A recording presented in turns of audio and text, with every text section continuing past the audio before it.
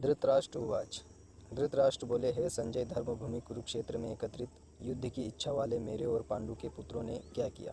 संजय उवाच। संजय बोले, उस समय राजा दुर्योधन ने व्यूह रचना युक्त पांडवों की सेना को देखकर और द्रोणाचार्य के पास जाकर यह वचन कहा, हे आचार्य, आपके बुद्धिमान शिष्य द्रुपद पुत्र धृष्टद्युम्न द्वारा व्यूहकार खड़ी की हुई इस पांडुपुत्रों की इस बड़ी भारी सेना को देखिए।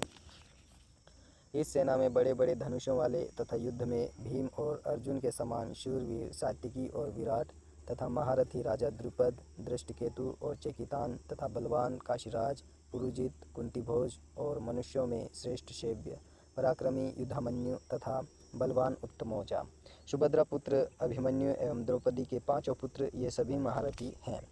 हे ब्राह्मण श्रेष्ठ, अपने पक्ष में भी जो प्रधान हैं उनको आप समझ लीजिए। आपकी जानकारी के लिए मेरी सेना के जो सेनापति हैं उनको बतलाता हूँ।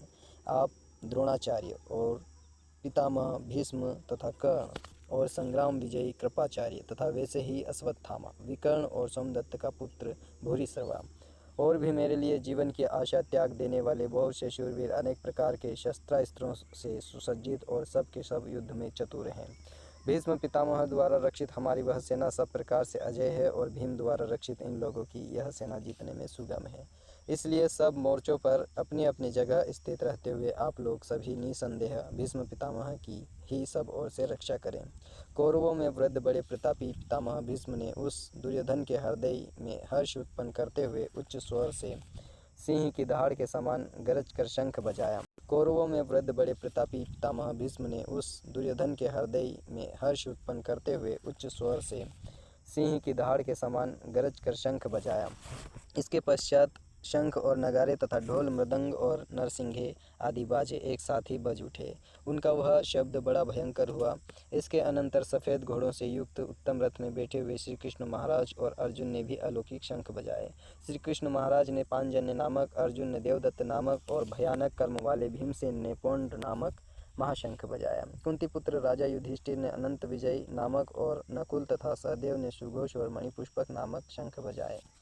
श्रेष्ठ धनुष वाले काशीराज और महारथी शिखंडी एवं धृष्टद्युम्न तथा राजा विराट और अजय सात्विकी, राजा द्रुपद एवं द्रौपदी के पांचों पुत्र और बड़ी भुजा वाले सुभद्रा पुत्र अभिमन्यु, इन सभी ने, हे राजन, सब ओर से अलग अलग शंख बजाए और उन भयानक शब्द ने आकाश और पृथ्वी को भी गुंजाते हुए धृतराष्ट्रों के अर्थात आपके पक्ष वालों के हृदय विदीर्ण कर दिए।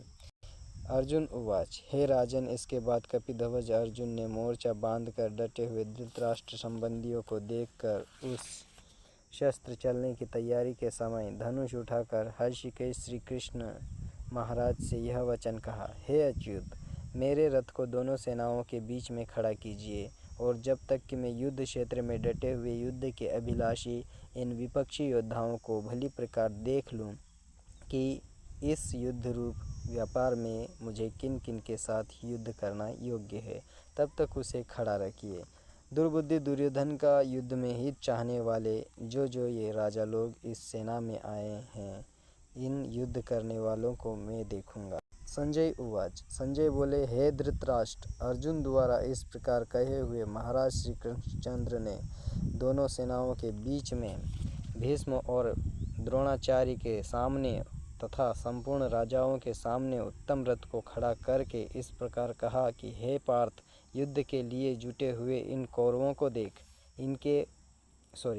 इसके बाद प्रथापुत्र अर्जुन ने उन दोनों ही सेनाओं में स्थित ताऊ, चाचों, दादों, परदादों, गुरुओं, मामाओं को, भाइयों को, पुत्रों को, पोत्रों को तथा मित्रों को, ससुरों को और सुहृदों को भी देखा।